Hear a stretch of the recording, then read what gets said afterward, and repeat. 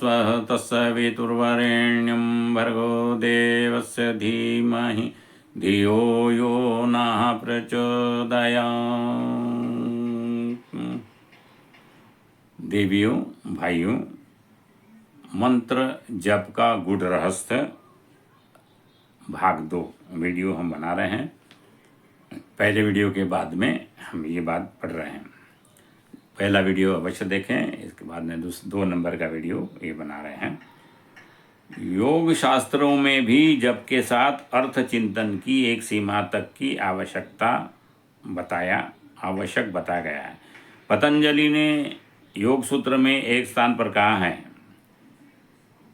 तज्जपस्तदर्थ भावनम।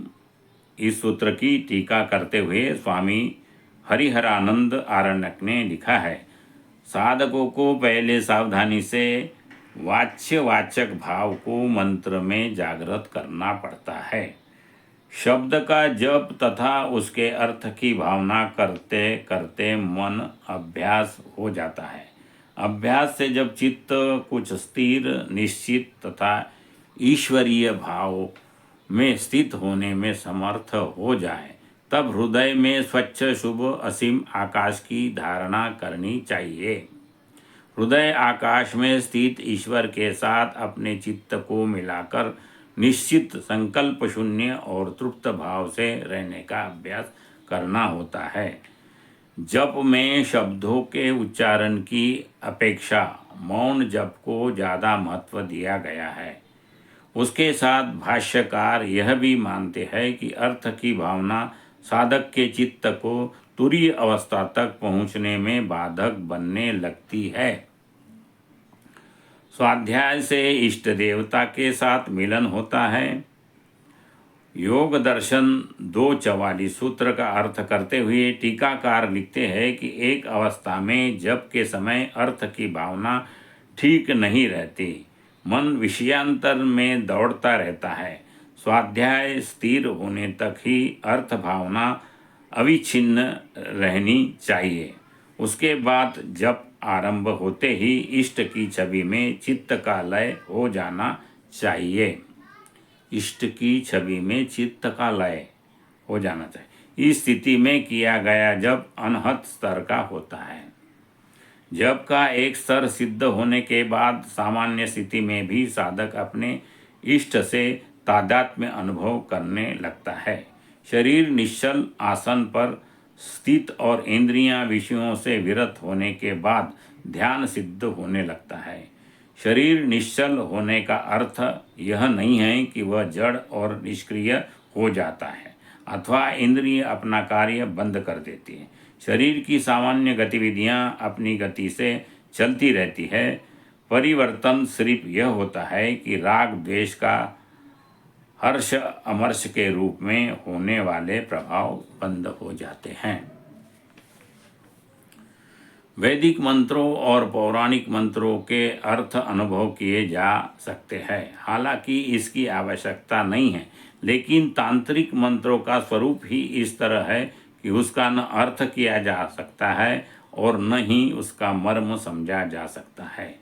आध्यात्मिक दर्शन को अब तक के सभी स्तरों के ऊपर ले जाने के लिए प्रख्यात मनीषी श्री अरविंद ने अपने अर्थ के पचड़े में ज़्यादा नहीं उलझने की सलाह दी है। कुछ वेद मंत्रों का अर्थ भाष्य करने के बाद उन्होंने यह कहते हुए विराम दे दिया था कि इतना ही पर्याप्त है। वैदिक मंत्रों का अर्थ नहीं, उसका पाठ महत्वपूर्ण है। विधि पूर्वक पाठ करना ही व्यक्ति के चित्त में उस मंत्र की देवता को अवतरित कर लेता है। भली भांति उच्चारण सीख लिया जाए, यह ज़्यादा आवश्यक और उपयोगी है। मंत्रों ही नहीं, विभिन्न स्तुतियों और शास्त्रों में भी पाठ पर ज़्यादा जोर दिया जाता है। बारंबार उसका उच्चाटन चित्त को संस्कारित करता है। कुएं से पानी खींचते समय कोमल रस्सी की रगड़ से पत्थर पर भी निशान पड़ जाते हैं। इसके लिए किसी व्याख्या विवेचना की आवश्यकता नहीं पड़ती।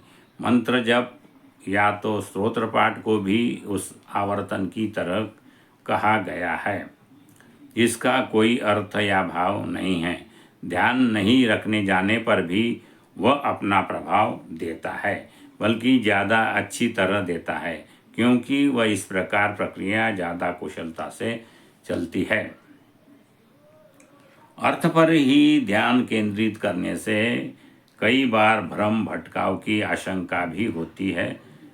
एक ही मंत्र के विद्वानों ने कई अर्थ किए हैं। दर्शन और चिंतन मनन के स्तर पर उसका महत्व है। वे विद्वानों की बौद्धिक और आंतरिक स्थिति को व्यक्त करते हैं, लेकिन अंततः एक स्थिति के बाद वे रुक जाते हैं। उस स्थिति में भाव भरी और एकाग्र पुकार ही अंतस के द्वार खोलती है। उस द्वार से साधक का अपना इष्ट प्रकट होता है। बताया गया है कि अर्थ चिंतन की आवश्यकता ही एक परिणाम आता है कि उस मंत्र जाप से ही आपके अंदर की शक्तियाँ जागृत होती है। इसलिए मंत्र जाप का यह गूढ़ रहस्य बताया गया है। भाग 2 यहाँ समाप्त होता है। 2 भागों में ये वीडियो बनाया गया है। इसको अच्छी तरीके से देखिए। अच्छा लगे तो जन जन तक पहुँचाइए, लाइक करें, शेयर करें, और इसके बाद में और अच्छे वीडियो डालेंगे। ओम शांति शांति शांति। बहुत बहुत धन्यवाद आप सबका।